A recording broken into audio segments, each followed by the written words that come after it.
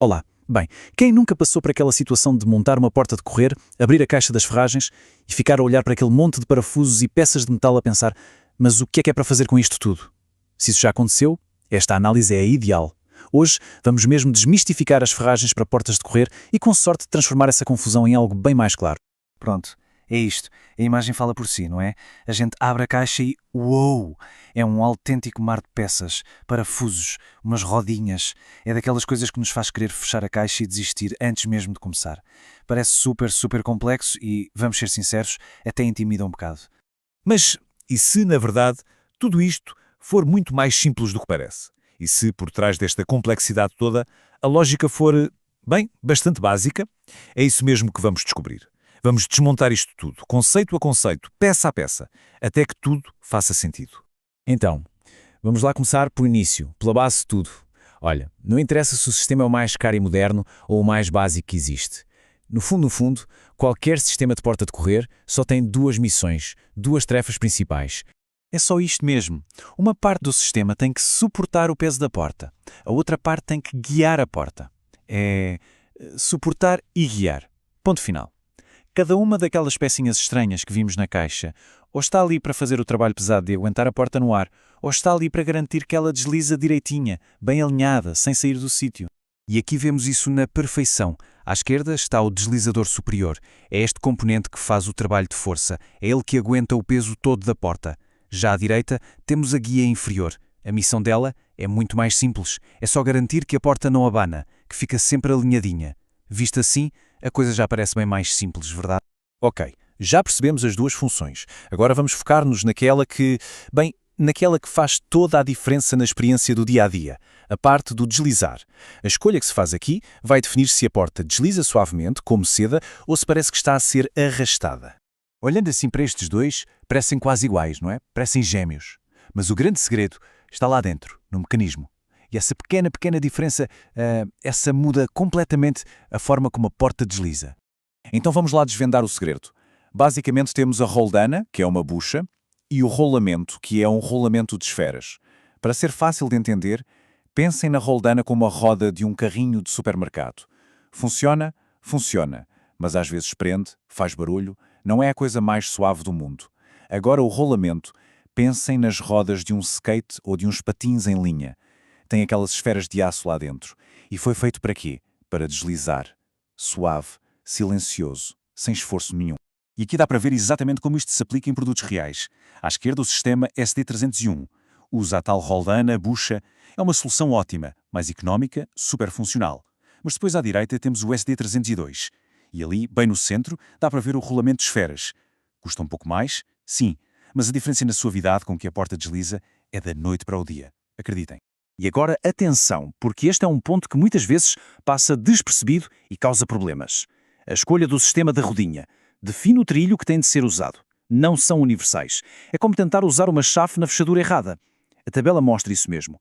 O sistema SD301 precisa de um trilho específico, como o SP14. Já o SD504 precisa de outro, o SP13. Não dá para misturar as coisas e achar que vai funcionar, porque não vai. Ok, parte da escolha das peças está entendida. Agora, a grande questão. Como é que isto tudo se monta? Calma, a ideia aqui não é fazer um tutorial de montagem, passo a passo. É mais perceber a lógica do processo, para que, na hora de montar, tudo faça sentido. A montagem, no fundo, resume-se a estes 4 grandes passos. Primeiro, preparar as portas, fazer os furos certos. Segundo, montar os trilhos, o de cima e o de baixo, no móvel. Terceiro, o grande momento, pendurar as portas nos trilhos. E por último, o 4º passo, fazer aqueles ajustes finos para que tudo fique perfeito. E é aqui, logo no passo 1, que se define o sucesso do projeto. O manual de instruções tem de ser o nosso melhor amigo. Ele mostra exatamente onde fazer cada furo. E isto não é uma sugestão, atenção. Seguir estas medidas à risca é o que separa uma porta que desliza perfeitamente de uma que está sempre a prender ou a ficar desalinhada. Depois vem o trilho superior, e aqui há um detalhe crucial. A distância que ele fica da frente do móvel não é aleatória. Se repararem no manual, há ali uma medida, a medida K. Essa medida não é sempre a mesma, ela muda conforme a espessura da porta. Uma porta mais grossa, por exemplo, vai precisar que o trilho seja montado um pouco mais para trás. E agora, um número para fixar. 60 mm. O manual não podia ser mais claro, diz lá 60 mínimo.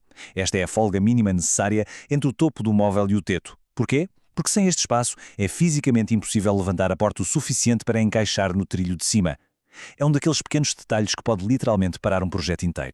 Depois das portas estarem penduradas, vem a parte que eu chamo de magia, os ajustes finos. Lá nos deslizadores de cima existem parafusos que nos permitem subir ou descer a porta milimetricamente, até ela ficar perfeitamente nivelada. E embaixo, a guia também se ajusta para a porta deslizar bem justa, sem qualquer oscilação. É aqui que tudo fica perfeito. Ok, a porta está instalada, está a deslizar bem, mas e se quiséssemos levar o projeto para outro nível? Vamos falar agora daquele extra, daquele detalhe que transforma um projeto bom num projeto excepcional. Falo, claro, do fecho suave. O nome técnico é amortecedor. Este pequeno aparelho é basicamente o herói silencioso de todo o sistema. Em vez da porta simplesmente bater no fim do curso, ele apanha, amortece o movimento nos últimos centímetros e depois puxa-a suavemente até fechar por completo. É um toque de classe, de luxo. Esta peça, o amortecedor superior, instala-se dentro do trilho. Fica lá escondidinha. E fica aqui uma dica importante. Tem de ser colocado antes de o trilho ser fixado no móvel. Depois de instalado, fica completamente invisível. Mas o seu efeito? Esse é impossível de não notar. Mas para que o sistema funcione na perfeição, não basta ter só a peça de cima. Ele precisa do seu parceiro, que é o amortecedor inferior, montado na base do móvel. É um verdadeiro trabalho de equipa. As duas peças comunicam e trabalham em conjunto para apanhar a porta e garantir aquele fecho perfeito, suave e silencioso. E é isto. De repente, aquela caixa de peças que parecia um puzzle impossível transforma-se num sistema que, afinal, até faz sentido. O que parecia super complexo, na verdade é só uma série de passos e de escolhas bem lógicas. Então, para resumir, quais são os pontos-chave para tudo correr bem? Primeiro, lembrar sempre das duas funções, suportar e guiar. Segundo, escolher o tipo de rodinha a pensar na suavidade que se pretende. Terceiro, e muito importante, verificar sempre a compatibilidade entre a ferragem e o trilho. Quarto, medir 2, 3, 4 vezes antes de fazer qualquer furo.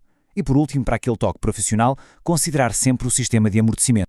Com esta lógica em mente, aquela caixa de ferragens deixa de ser um obstáculo e passa a ser simplesmente um conjunto de possibilidades.